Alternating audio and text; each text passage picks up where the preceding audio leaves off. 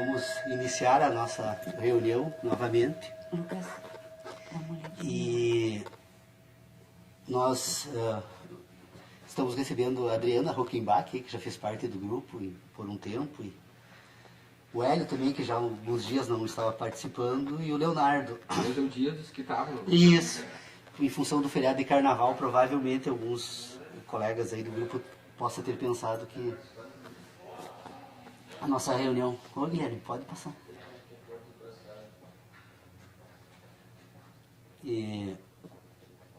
Então, eu vou aproveitar para atualizar as nossas discussões, porque eu creio que nós, nesses últimos meses, particularmente no início deste ano de 2014, começamos a investigar algumas outras questões, e interessante as novas descobertas, me parece. Olá, tudo bem? Como é que tá? Tudo bem? Bem, colega. Pode sentar aí. Senta, se tu não se importar aqui. Aí nós ficamos melhor para dimensionar, já que a reunião é online, né? Então, eu estava dizendo que nós estamos enveredando para um exame novo aqui no grupo de estudos, e este ano de 2014, então, me parece que ele promete trazer algumas reflexões diferentes da que a gente vinha fazendo nos anos anteriores. As discussões que nós fizemos no ano passado, particularmente, elas estavam focadas no sistema heptanimal de inteligência, o debate que tem sido feito aqui no grupo de estudo, então, é sobre as relações orgânicas que são produzidas sob o ponto de vista da inteligência de sentidos do ser humano, para ordenar aquilo que ele recebe do mundo da natureza com aquilo que a estrutura orgânica sente no mundo da natureza. Então, essa discussão é óbvio que já está um pouco superada, ou pelo menos nós já examinamos várias vezes esse assunto, mas o tema que vem me colocando a pensar um pouco sobre ele é com relação àquela divisão que nós fazíamos, que pelo menos eu trouxe para exame do grupo de estudos já no ano passado, e que num primeiro momento até causou uma certa divergência, da necessidade de separarmos conhecimento e ideia para podermos entender como funciona o sistema de inteligência do homem.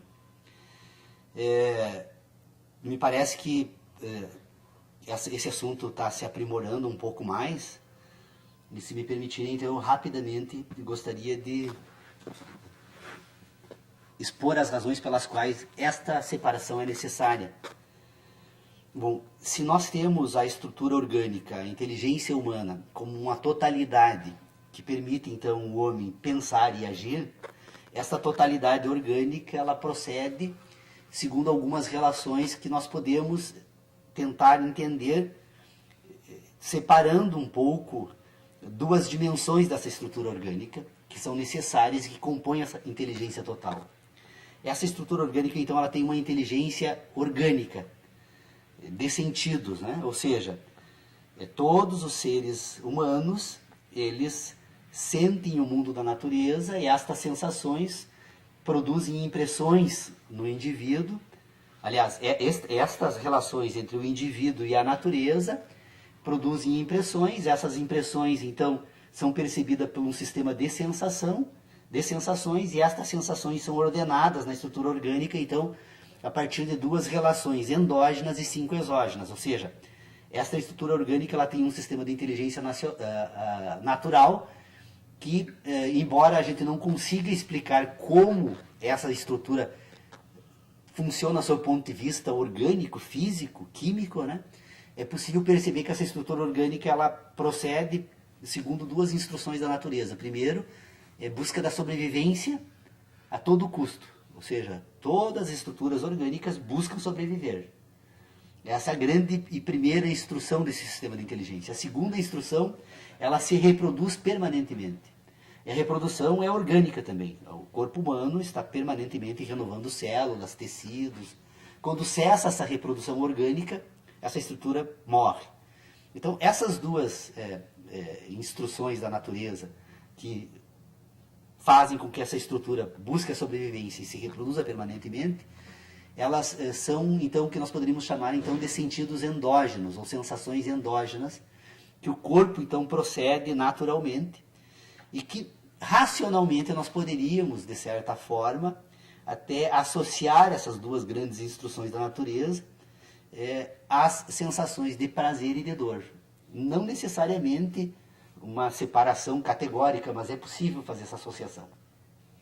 Então, há uma estrutura orgânica que, estando presente no mundo da natureza, então, ordena um sistema de inteligência que nós chamamos de inteligência de sentidos. Então, as relações dessa estrutura orgânica, e eu acredito que o que eu estou tratando aqui possa valer, assim, em certo sentido, para quase todas as estruturas orgânicas, mas agora, num segundo momento, depois só cabe ao homem. Mas essa estrutura orgânica, então, ela se relaciona no mundo da natureza, e essas relações são naturais, e essas relações, então, produzem impressões, sensações. Estas sensações dessa estrutura orgânica, então, vai compor aquilo que ela vai denominar de conhecimento. Então, por todo o conhecimento do homem, ou dessa estrutura orgânica, ela deriva das relações que ele estabelece com o mundo da natureza. Não é à toa que Kant, já no início, né, da introdução, na primeira frase, praticamente, da Crítica da Razão Pura, ele diz: não há dúvida alguma que todo conhecimento tem origem na experiência.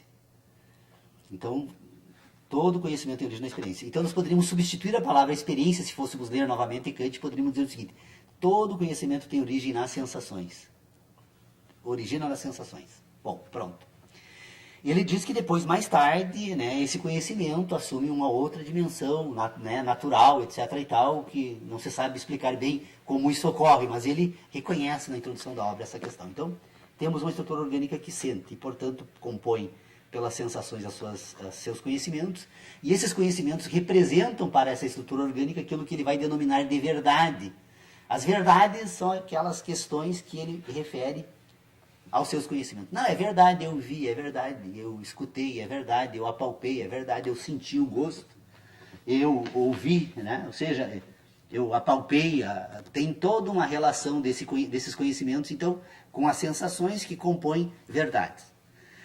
Então, eu poderia, metodologicamente, para fazer esse debate, então, dizer o seguinte: aceitarmos, então, como ponto de partida, então, de um certo debate que precisa ser feito, que é possível identificar, então, no homem, um sistema de inteligência que, das relações que ele estabelece com o mundo da natureza, então ele sofre impressões. Essas impressões são percebidas por um sistema de sensações. Estas sensações, então, compõem os conhecimentos e as verdades desse indivíduo. Bom, estas impressões, nessa estrutura orgânica também, isso também é um processo orgânico, só que se dá numa dimensão distinta agora. Estas impressões, produzidas então pelas relações da estrutura orgânica com a natureza, essas impressões, elas agora produzem também sínteses. Estas sínteses orgânicas, usar uma comparação meia exagerada, porque às vezes a gente precisa de um ponto de apoio na natureza para poder entender certas ideias que acabam se transformando numa abstração. Inicialmente ela pode se constituir numa abstração assim um pouco extrema, que cause uma certa dificuldade para pôr em ordem essa questão, mas nós poderíamos dizer então que todas as impressões, elas agiriam no ser humano, assim como a luz age sobre o nitrato de prata. O nitrato de prata é o elemento químico utilizado nas películas fotográficas para, a partir da impressão produzida pela luz, então, sinteticamente, ele cria uma imagem do mundo da natureza. É uma comparação absurda, mas a estrutura orgânica procede de forma diferente, mas com uma ideia que nós poderíamos, então, colocá-la dessa forma para poder ser entendido. Então, impressões e sínteses.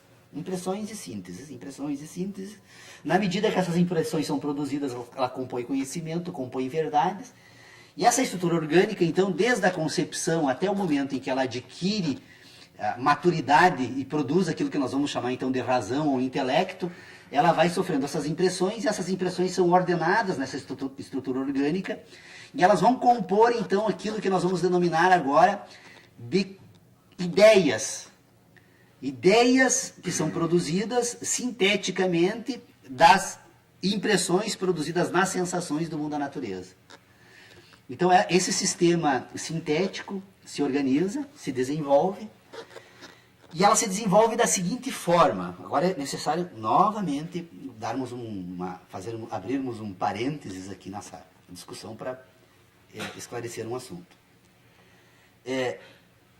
O processo de constituição da razão humana, ela procede no mundo da natureza a partir do reconhecimento de algumas ideias que vão compor então esse sistema sintético. Primeiro, na medida que essa estrutura orgânica se desenvolve, que se introduz então nesse universo, que compõe essas relações entre essa estrutura orgânica e esse que nós denominamos então de mundo da natureza, essa estrutura orgânica percebe que há um universo fenomênico. Esse universo fenomênico é de uma dimensão tal que ele trata, inclusive, como um universo infinito, né? Porque toda vez que ele se volta para esse universo, ele ordena uma certa parte desse universo e percebe que ainda existe uma parte considerável, extremamente grandiosa, que fica fora das possibilidades de organização. Então, há um universo para essa estrutura orgânica. Essa estrutura orgânica, na medida em que ela começa, então, a sofrer impressões e produzir sínteses, na medida em que ela ordena, então, esse universo fenomênico com estas sínteses, com essas ideias, ela passa agora a compor aquilo que ela vai denominar do mundo da natureza. O universo agora já não é uma totalidade desconhecida, mas compõe um mundo que passa a se relacionar com esses conhecimentos. Então, as relações entre as sensações, né, e este universo fenomênico que produz a síntese, do seu ponto de vista das ideias, ela serve de matéria-prima agora para organizar um mundo nesse universo, que é a totalidade, parcela dela que afeta as sensações e outra parcela que não afeta e que, portanto, não é suscetível de conhecimento. Não é possível conhecer o universo na totalidade, apenas em partes. E esse conhecimento parcial do universo compõe o mundo do indivíduo. Bom, este indivíduo, então, que começa a relacionar o universo como um processo fenomênico no espaço e a ordenar estas sínteses para compor um mundo, então, da sua existência, na medida em que ela compõe esse mundo da existência, ela vai também relacionar não apenas agora as suas sensações e o universo, mas as suas sensações entre si. Porque essa estrutura orgânica que se relaciona no mundo da natureza, ela sofre impressões, e estas impressões, muitas vezes, elas não estão relacionadas apenas a um único sentido. Então, tem certas impressões que elas se apresentam como uma sensação tátil, e ao mesmo tempo auditiva, e ao mesmo tempo visual, e agora este ambiente sintético aqui de ideias passa a ordenar estas relações de sensações entre si, e estas relações das sensações com essas sensações endógenas, e ao ordenar as sensações entre si, ela vai começar a desenvolver, a compor, então, aquilo que nós podemos denominar de razão humana. Então, esse processo sintético e este processo das impressões e das sínteses, eles passam a relacionar-se de uma forma tal em que, na medida em que as sensações são ordenadas entre si, compõem a razão humana, e na medida que as sensações são ordenadas com esse universo em curso no espaço, ela compõe o mundo humano. Então nós temos o universo, o mundo e a razão humana, todo ele orientado por sensações. Bom, nesse ambiente então de síntese, que é o ambiente das ideias, o homem desenvolve aquilo que ele vai denominar então de ciência do mundo da natureza. Ciência. O mundo da natureza vem depois. Então, nós poderíamos dizer então que nós temos um mundo do conhecimento e nós temos um mundo da ciência. O mundo do conhecimento, então, agora voltado para as sensações e para as verdades do homem, e o mundo da ciência voltado, então, para um sistema sintético de ideias e que vai compor, então, uma parte, um outro âmbito dessa inteligência. Então, todo esse processo, naturalmente, obviamente, se dá onde? No homem. O homem, então, sente e o homem pensa. Do homem que sente e do homem que pensa, então, que se compõe a razão, o mundo e se ordena o universo, este homem agora, então, vai produzir neste ambiente puramente sintético alguns instrumentos auxiliares desse sistema de inteligência. Que instrumentos seriam esses? Bom, primeiro, este ambiente sintético, que ele adquire independência, porque ele ordena as sensações, constitui o mundo e o universo, num determinado momento do processo de desenvolvimento desse sistema de inteligência, que nós denominamos então de inteligência racional do homem, num determinado momento ele percebe então que, embora fazendo uso para compor esse ambiente sintético que representa o mundo da natureza, de fenômenos da natureza, tem um determinado momento de inteligência em que ele tem condições de dispensar completamente esse mundo. Quando isso ocorre? Bom, quando este sistema de inteligência passa então a ordenar-se entre si. Porque vocês percebam o seguinte, o que é esse mundo então, esse ambiente, aliás, de inteligência racional? É um ambiente sintético. E, portanto, é um ambiente produzido pelas impressões, que servem, então, de referência, mas ele é produzido num outro ambiente, que é o ambiente racional. Esse ambiente racional, então, ele é um ambiente que produz ideias, e se nós formos examinar esse ambiente que produz ideias, nós vamos tentar agora entender como essas ideias são produzidas. Essas ideias são produzidas, então, primeiro, porque esse sistema toma emprestado as impressões do mundo da natureza para, ordenando-se entre si, ordenando-se com o universo, compor a razão, o mundo e o homem, e esse sistema de inteligência também pode, ao invés de pegar emprestado esses processos, essas impressões do mundo da natureza, ele pode também ordenar-se entre si. Então nós vamos perceber que esse sistema de inteligência, ele produz ideias por identidade e ele produz ideias por correspondência. As ideias por identidade são ideias que estão associadas unicamente a outras ideias.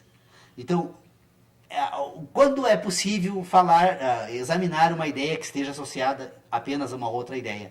As ideias matemáticas. As ideias matemáticas, embora possam também buscar o mundo da natureza para compor exemplos da sua estrutura lógica, é possível abandonar completamente o mundo da natureza e todas as relações matemáticas passam a ser relações de ideias entre ideias e, portanto, não tem correspondência nenhuma no mundo da natureza. Esse sistema de ideias é um sistema fundamental para a inteligência humana porque ela vai compor aquilo que nós vamos denominar depois num sistema de inteligência como as certezas humanas. Todos os raciocínios matemáticos são raciocínios de certeza. E depois, quando formos investigar alguns raciocínios geométricos, nós vamos perceber que também a geometria é possível compor um sistema de certezas. Então, eu tenho um sistema de certezas que pode ter a representação no âmbito da geometria e da matemática, e que vai desenvolver um sistema, então, de inteligência, um sistema que vai ser utilizado agora pela ciência, pelo sistema de ideias, então, para compor este âmbito de inteligência. E este sistema de ideias também, além de relacionar-se entre si, ideias com ideias, para desenvolver um ambiente de certeza, ela pode também agora buscar no âmbito das sensações, as impressões produzidas pelo mundo da natureza, e agora produzir nesse ambiente de ideia que não tem mais identidade, uma ideia com a outra ideia, mas uma ideia agora que busca representar um fenômeno da natureza. Ao buscar representar essa ideia, esta síntese, então, que representa uma sensação, que por sua vez é resultado de uma impressão, e que por sua vez foi causada por um fenômeno, esta síntese, então, ela é pega por empréstimo, e na medida em que ela é ordenada entre si, ela vai compor aquilo que nós denominamos das crenças humanas. Então, vocês percebam que nós temos um sistema de inteligência, então, que nós podemos dizer, então, que ela se ordena no mundo das ideias, que compõe aquilo que nós denominamos de ciência, e que para compor essa ciência, então, ela faz uso de um sistema de certezas e um sistema de crenças. Mas então, ideia, ciência, né, portanto, que é desenvolvida no mundo das ideias, no ambiente das ideias, né, no ambiente das ideias, que faz uso de certezas e de crenças, ela compõe um âmbito de inteligência distinto daquele outro, que é aquele sistema de inteligência que é resultado dos fenômenos que produzem impressões e que, portanto, causam sensações dessa estrutura orgânica. Então, vocês percebam a necessidade de separar ciência e conhecimento? Nós vamos perceber, então, que toda a ciência humana, mesmo a ciência da natureza, por mais desenvolvida que ela seja, como ela busca na natureza as impressões para ordenar esse processo sintético de desenvolvimento de um sistema de ideias, a ciência, mesmo da natureza, toda vez que tratar de qualquer assunto que diga respeito à natureza, ao fenômeno natural, ao homem e a qualquer acontecimento do mundo natural, ela, por mais refinada, por mais que ela avance, ela sempre vai compor um sistema de crenças. Então, todo pensamento científico é sempre o resultado de um sistema de crenças, que faz uso de certezas, mas que, em verdade, ele, enquanto tal, ele é sempre um sistema de crenças.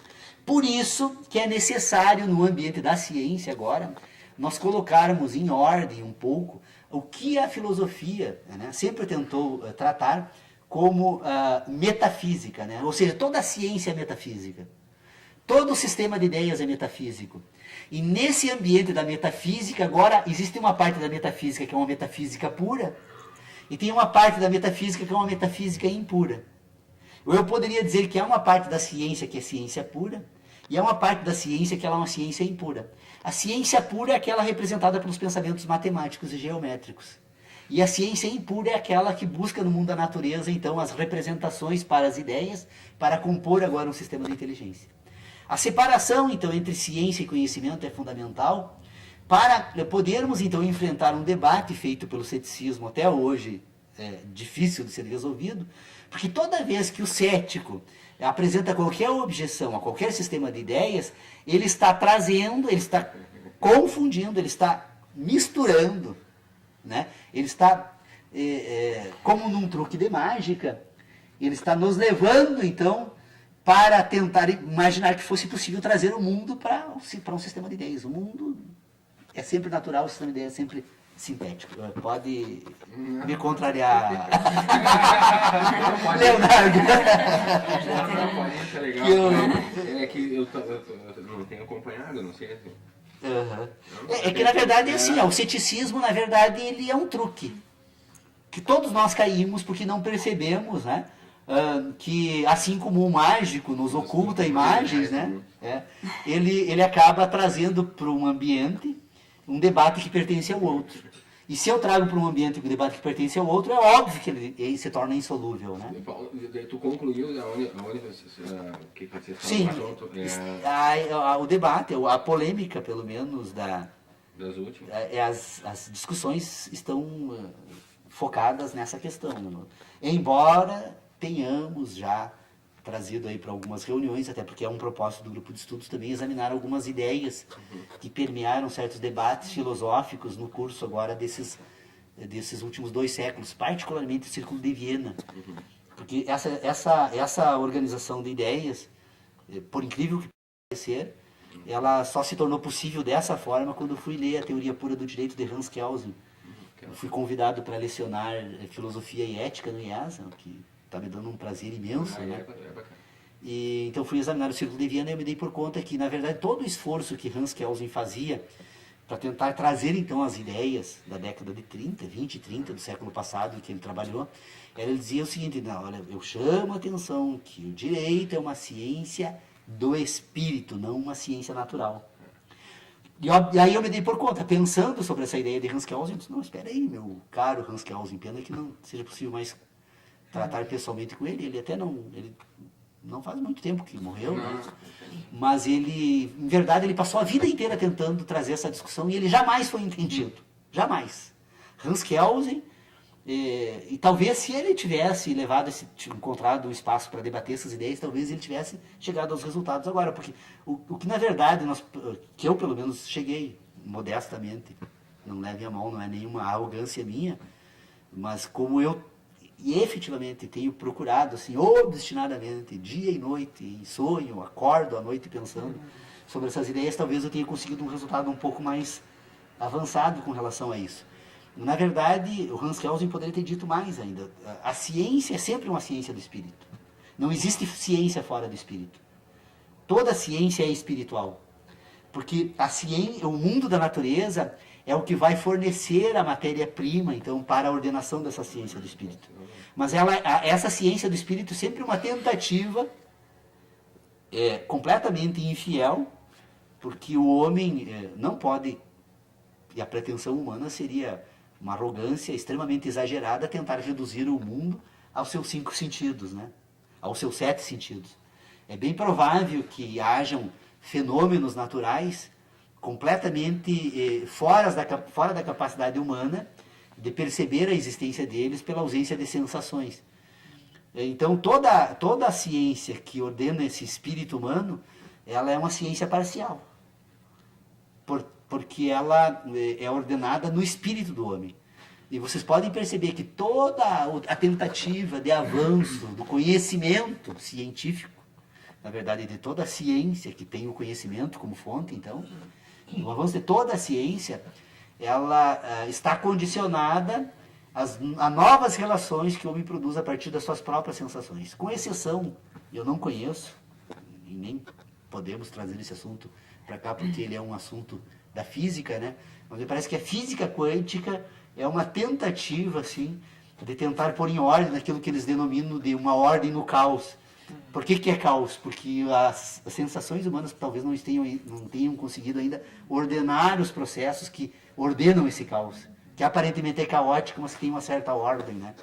Então, a ciência então, é sempre parcial. Ela sempre se dá neste ambiente de inteligência que tem, então, como matéria-prima instrumental desse ambiente de inteligência, então, as sínteses que compõem ideias, que permitem o desenvolvimento de uma ciência e que tem como instrumento de ordenação, então, certezas e crenças.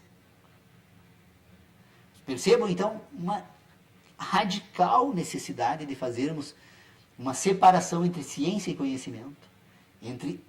Portanto, se ciência e conhecimento precisam ser tratadas de forma distinta, é importante, então, ressaltar que a ciência, ela se dá porque o homem pensa. Por que os animais não desenvolvem um sistema científico? Porque eles não têm a capacidade sintética de produzir ideias. Mas, no entanto, eles produzem conhecimento. Os animais têm conhecimento. Eu adestrei um cão lá, e ele tem um conjunto de informações nesse sistema de inteligência de conhecimentos que permite ele a obedecer ordens, a se comportar segundo certos desejos meus, porque ele conhece. Ele só não tem a capacidade de produzir agora, a partir desses conhecimentos, uma ciência. E o dia que ele conseguir fazer isso, ele se equipara ao homem.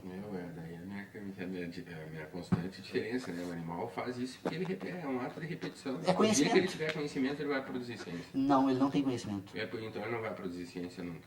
Ele repete. É um ato instintivo dele. Não é conhecimento. Pois isso aí é a nossa briga antiga. Mas o conhecimento vai ter... É que conhecimento em ciência para ti, tu trata como um assunto... Não, a ciência só é ciência se ela vira baseada no conhecimento. Sem conhecimento não se tem ciência. Não, a matemática não vem baseada em conhecimento algum. E a ciência dá ciências. O velho Kant, de novo, mas elas vão retornar, de novo, dizia o seguinte, que para fazer a relação da matemática, tu precisa da natureza. Sim, a natureza é que ensina o homem a fazer uso da inteligência. Ensina. Então, mas não é a inteligência. Não. Essa é a grande divisão. Esse é o alerta feito por Hans Kelsen. Eles, olha, não, o direito é uma ciência do espírito, não é uma ciência natural. Portanto, a natureza, ela ensina o homem a fazer uso do sistema de inteligência.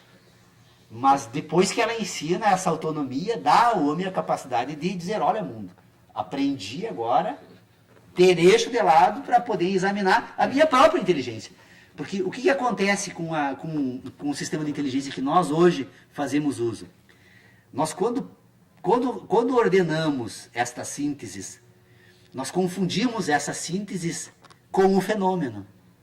Ou seja, eu penso que a ideia de casa é a imagem que a casa produz na minha retina. E, portanto, eu passo a tratar agora a ideia de casa como a casa. Não. A ideia de casa, ela é resultado da sensação que ela produz em mim. Tanto que eu posso me aproximar de uma casa Se eu fechar os olhos, a casa não desaparece, mas a sensação desaparece. E, portanto, eu não tenho a síntese agora para ter a ideia de casa.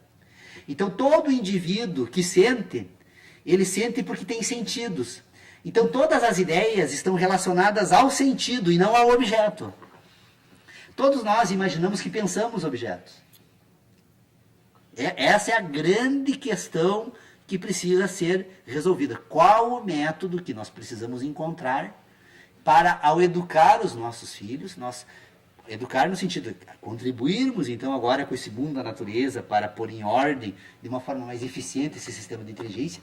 De que forma nós vamos, então, intervir nesse processo natural para fazer com que ele perceba o mais cedo possível. Isso é muito importante para a mudança, então, para que o homem dê um salto de qualidade nesse universo.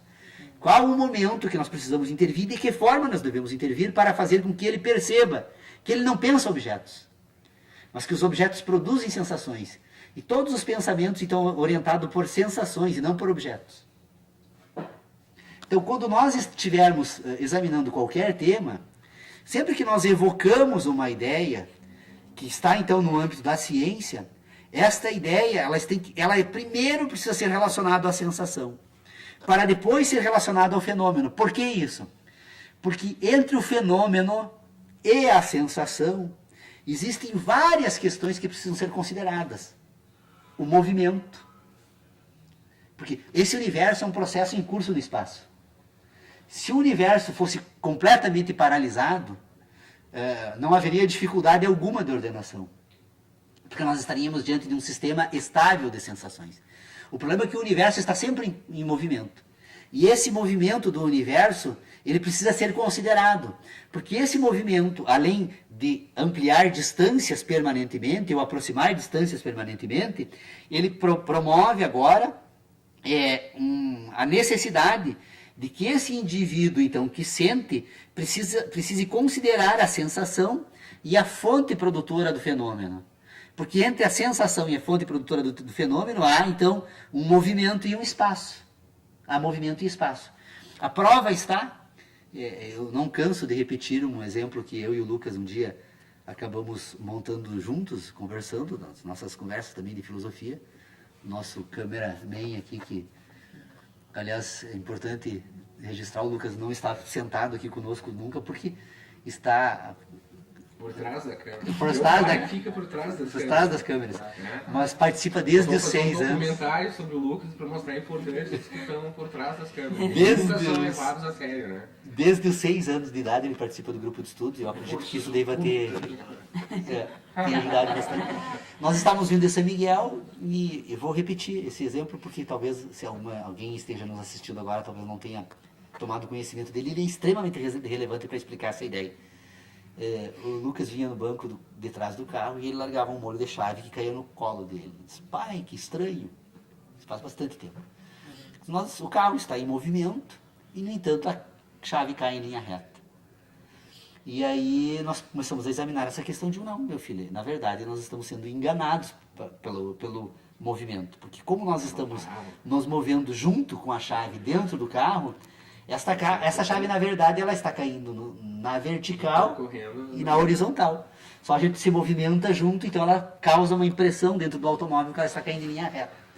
Mas o problema não é só esse tão simples. Se fosse só esse movimento a ser considerado, bom, o assunto já estava resolvido, a ciência não teria dificuldade. O problema é que a Terra se move em torno do próprio eixo. Então agora, além desse movimento do automóvel, preciso considerar o movimento da Terra em torno do próprio eixo. E se esse observador fosse colocado agora fora do espaço, teria que levar em consideração que a Terra ainda se move em torno do Sol. Tudo bem, mas o Sol se move em torno de uma galáxia, a galáxia se move em torno... Ou seja, são tantos os movimentos que estão presentes nesse universo fenomênico, que o homem, pelo menos neste ambiente reduzido do planeta Terra e do sistema solar que ele participa, ele, para tentar se voltar para esse universo fenomênico e pô-lo em ordem, ele precisa levar em consideração essa necessidade de que ele só consegue, então, ordenar sensações, ou então resultados buscados em instrumentos eletrônicos, mas todos eles são resultados de impressões produzidas por esse universo fenomênico. Ele precisa levar em consideração, então, que o sistema de ideias se volta para a sensação e não para o fenômeno, porque o fenômeno, em escala, está tão distante Porque nós estamos ainda ordenando as nossas ideias a partir de sensações produzidas há milhares de anos. As estrelas é um exemplo disso. A estrela polar que produz sensação na minha retina, ou que é captada pela minha retina, que é ordenada pelas minhas sínteses, e portanto que compõe a minha razão e que nesse meu mundo tem estrelas, né? Esse meu mundo tem estrelas, mas essas estrelas elas emitiram impressões luminosas polar há 200 anos. Então, em verdade, o conhecimento que eu tenho da estrela está desatualizado há 200 anos. Se o conhecimento está desatualizado há 200 anos, a ideia também. E como é que eu vou agora projetar essa minha ideia? Então, por isso que nós precisamos examinar essas questões. Elas são relevantes, sem as quais a filosofia não ganha sentido, porque todo o sistema filosófico parte de pressupostos ideológicos. Eu imagino que o homem possa ser de uma certa forma. Uns dizem então que o homem naturalmente é bom, outro homem naturalmente é mau, outros dizem que é neutro, outros partem de certos pressupostos. E essas ideologias então é que agora acabam povoando todo esse sistema de ideias que nós denominamos de filosofia. Filosofia, em verdade, é isso que nós estamos fazendo aqui.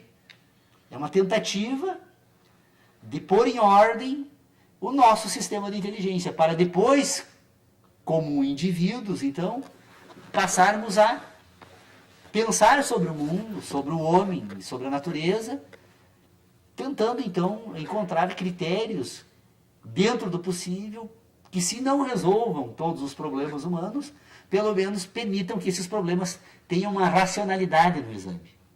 Porque todo debate filosófico e político e ideológico sempre foi um debate arbitrário. Irracional. Arbitrário. Cada um atribui as categorias que quer para o seu sistema de ideias. Então, eu imagino que se o grupo de estudo Sebo Café conseguiu comigo, e eu tenho certeza, olha, usando uma categoria de inteligência agora... certeza. Estou tentando iludir vocês aí com as minhas ideias.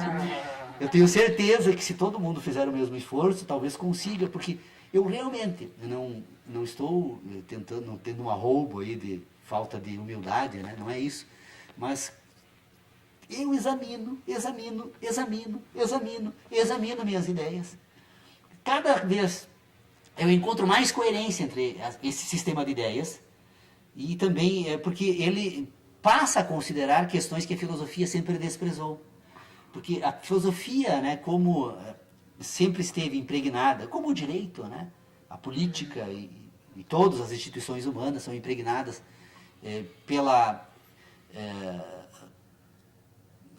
o homem. Então vamos lá, vamos fazer um pontinho aqui para colocar um pouco de lenha na fogueira aqui.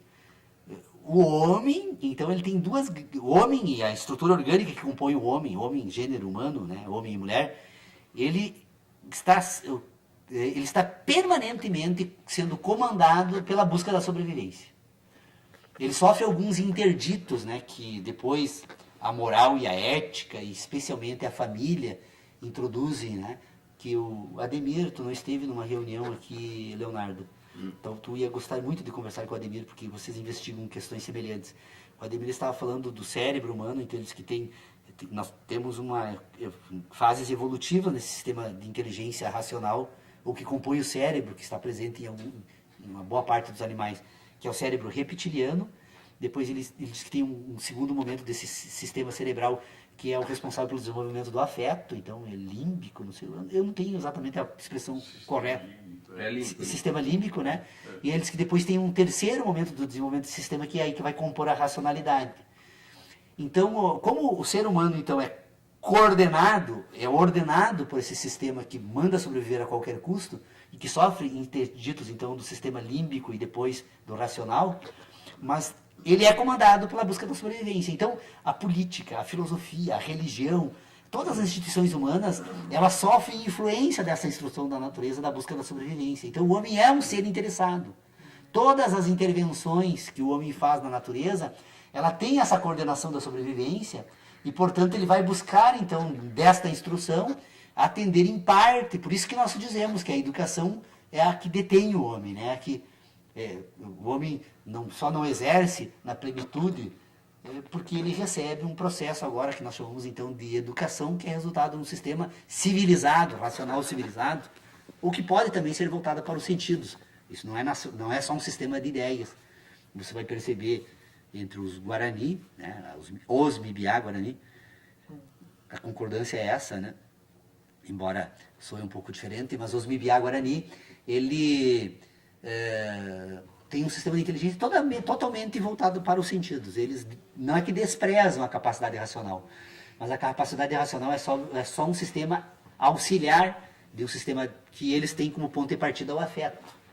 O afeto, então, vai servir de interdito à violência e freio, né, a todo esse processo que o homem naturalmente age na sociedade. Então, o homem, a política, o homem é um ser que, nesse sistema de inteligência, composto então de conhecimentos e de ideias, ele vai desenvolver um sistema agora que nós poderíamos chamar então de moral. Então, toda a ciência, na verdade, é um sistema moral. Então, o sistema moral é um momento em que o homem ordena as suas ideias, e este indivíduo vai desenvolver, então, um conjunto agora de um conjunto de inteligência orientado pelos sentidos que coordena ações. Ele vai desenvolver um sistema ético. Então, a ética vai coordenar a ação humana e a moral vai coordenar as ideias do homem. A ética e a moral, então, agora, compondo o indivíduo, que é o homem, vai agora compor um terceiro momento de inteligência, que é o homem político. O homem que age, orientado por uma moral e por uma ética. Então, a política, na verdade, é o momento que o homem busca realizar todos os seus interesses. Todo ser humano é um ser político porque ele recebe da natureza uma instrução para sobreviver. A política, então, é a que orienta a sobrevivência no mundo civilizado, e ela, então, ordena agora a moral e ordena a ética. O ponto de partida da ética aristotélica, a política. Olha, então, Aristóteles, gostaria muito de ter lido ele. A ética, isso aí. Ele fica pensando lá qual seria o ponto de partida para ele definir a ética. Na verdade, a ética é o sistema que ordena conhecimentos e ações. A moral é um sistema que ordena ideias. Ordena, então, o ambiente das certezas e das crenças humanas. Então, E a grande pergunta que ele faz, o que o homem... Agora vamos lá, assim, ó. Por isso que há um tempo atrás eu fiz uma afirmação e que hoje eu retomo, né? Por isso que Deus é um ser moral. Quem é Deus? Não, é um ser moral. Mas quem é esse cara? Não, é um ser moral. Portanto, se a moral ela é composta por um sistema de certezas e crenças, o teu Deus é o teu Deus, o meu Deus. Eu tenho o meu Deus. Nós todos temos os nossos deuses aqui. Ou o nosso Deus. Mas Deus é um ser moral. Porque, a não ser que eu tome o universo como Deus, fenomênico.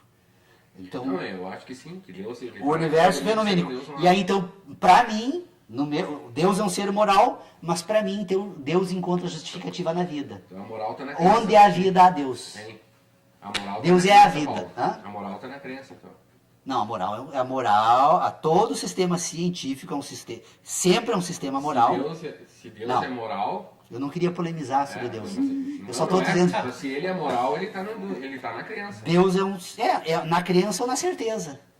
Mas qual certeza? Porque ele faz parte do sistema de ideias. Deus pode ser.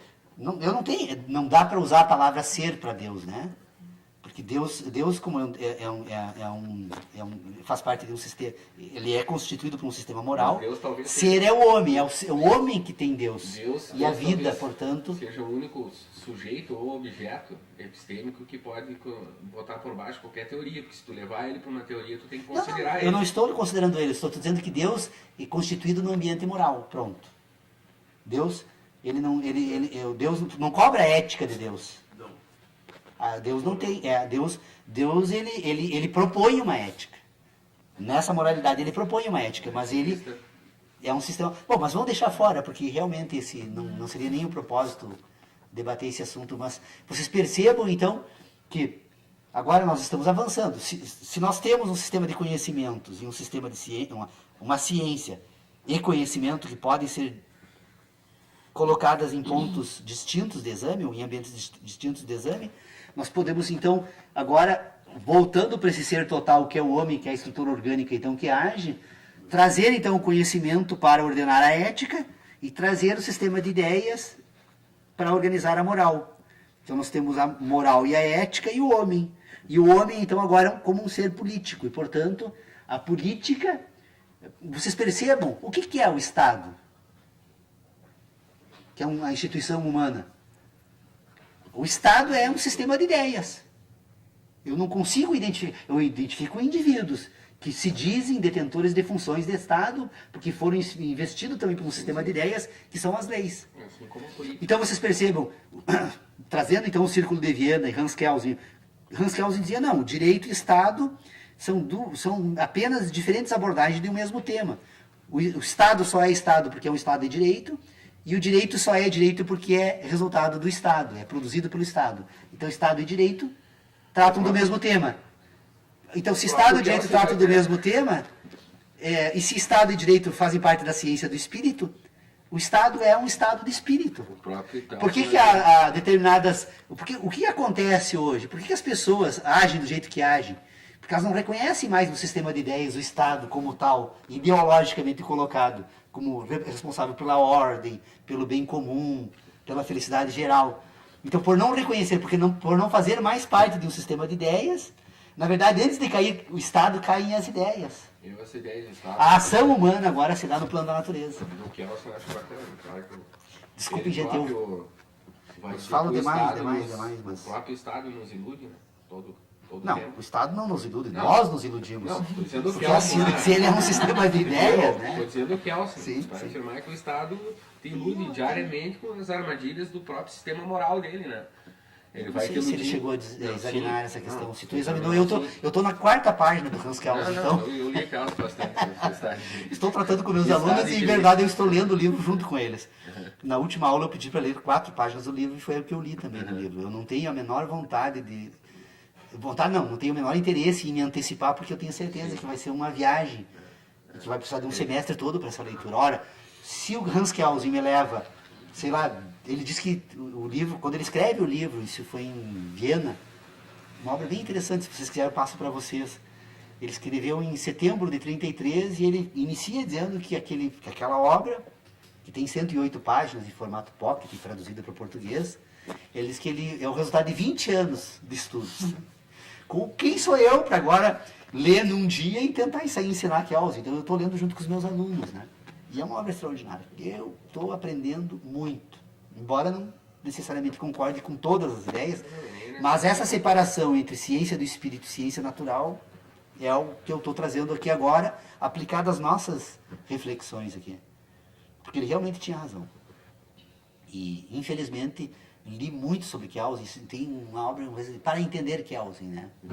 Se eu tivesse ficado ali, eu já não entenderia. O cara levou 20 anos para escrever, tu cita muito Kant aí, eu achava eles muito lerdos, cara. Completamente lerdo. Cara, tu levar 20 anos para escrever o que o Kelsen leu, tu em um semestre tu vai entender, hein? Então nós temos que reavaliar Kelsen. Se ele ficou se achando porque em 20 anos ele estudou... É que tem um esforço dele. Não, tem um esforço dado pela cultura da época, né, Paulo? Tu não pode... Daí tu não tem pontos de referência que hoje tu tem.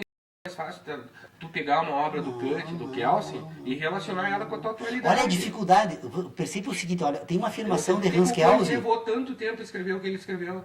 Leonardo, tem uma afirmação feita por Hans Kelsen na obra ali, que eu tenho certeza que tem gente que já leu 300 vezes o livro e não percebeu o que ele tenta dizer ali, porque realmente ele levou 20 anos para perceber isso.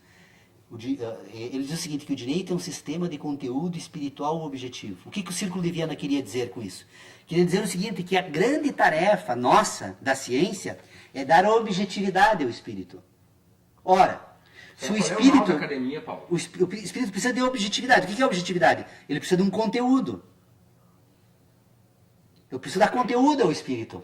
E de que forma eu dou conteúdo ao espírito? Ora, se eu imagino que penso objetos, ora, eu boto uma cadeira no meu espírito, eu estou liquidado. E é o que eu faço hoje. O sistema de inteligência me leva por cadeiras, mesa, árvores. Ah, eu tenho uma casa na minha cabeça.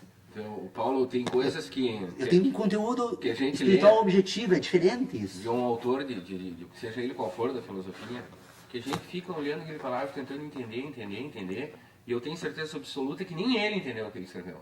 O Kant é um dos caras que eu acho que ele não entendeu o que ele escreveu. Eu não sei, eu não sou um especialista em Kant. Não. Eu sei como pensava Sim. Kant. Tanto E eu que imagino o Kant, que penso parecido tanto com que ele. o Kant, na filosofia, tem uma piada em volta do Kant, que é o comentador do Kant. Né? Que é o cara que vai fazer o comentário do Kant para ajudar os acadêmicos analfabetos, que não lê a obra original, vão buscar o comentador lá para ver. E tu lê o comentador, ele quer ser pior que o Kant. Então tu precisa de um comentador do comentador para entender Kant. Tá? Que virou uma lenda. É tu complicar. O Kant escreve parágrafos desse tamanho, sem vírgula, com vírgula, sem ponto, sem nada, que na gramática, na epistemologia, fica completamente Eu não impossível sei, de tu entender. eu nunca li Kant porque eu teria que ler Kant em alemão. E o Kant que eu li foi escrito por brasileiros e portugueses. Tá aqui no Caetano, Marta. Não, eu nunca li Kant. Eu tenho tentado entender as ideias de Kant. E a grande contribuição dada por Kant, Leonardo, e eu não encontrei até hoje uma única pessoa que tenha entendido isso.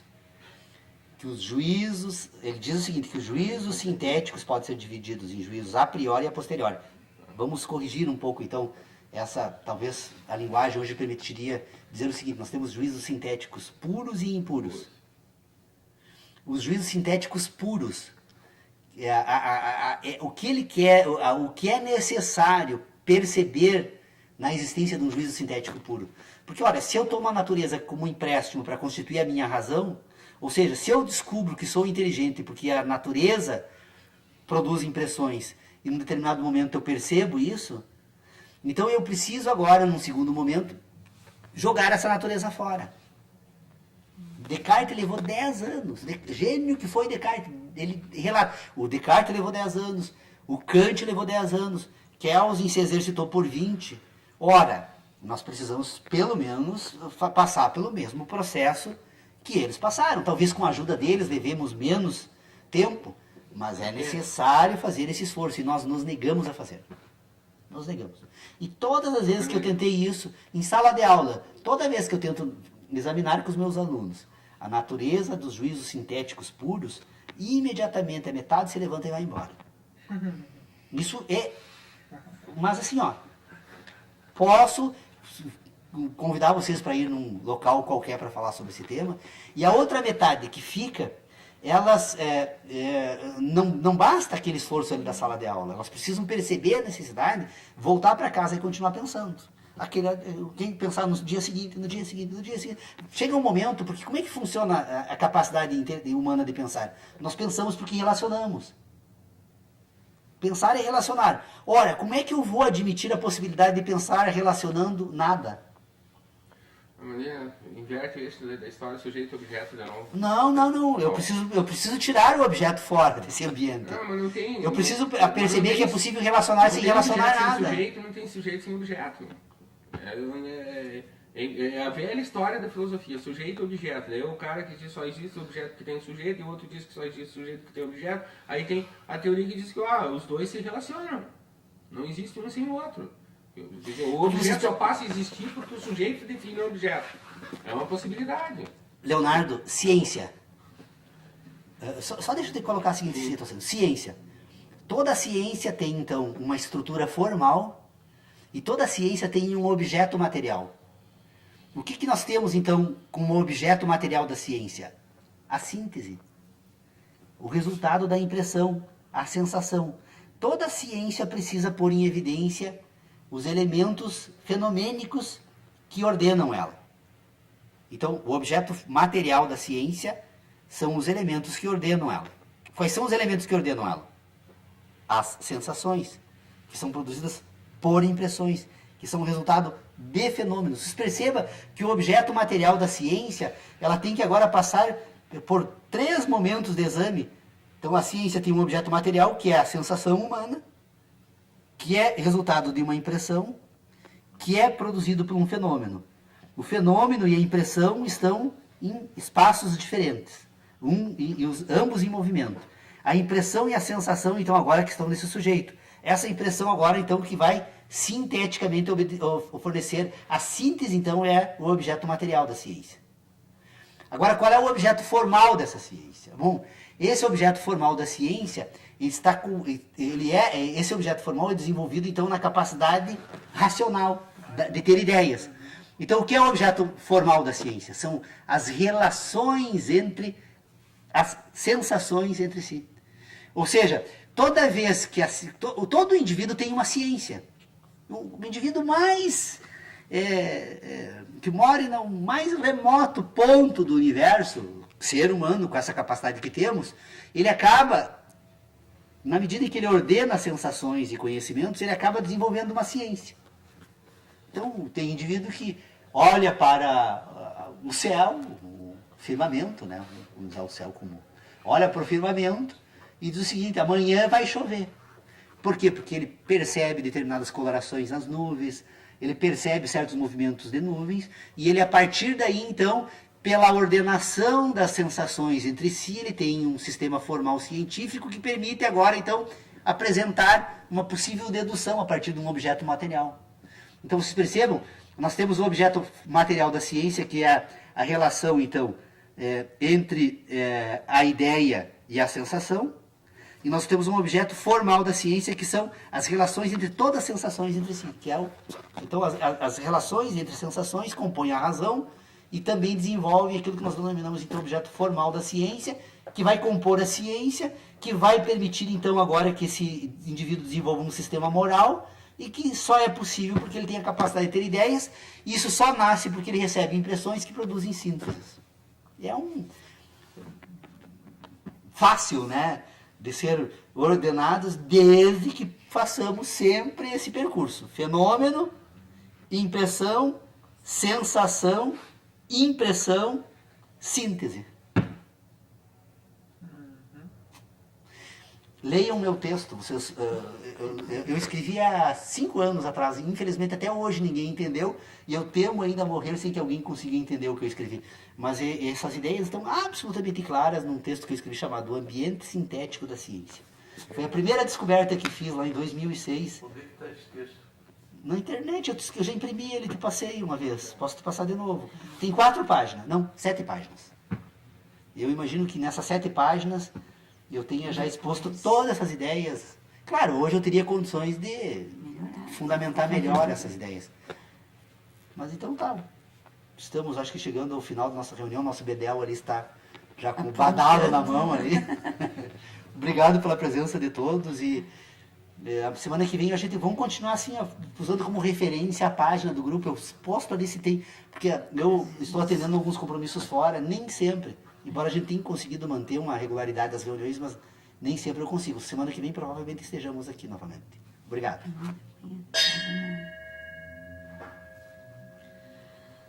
E aí, Adriana, você que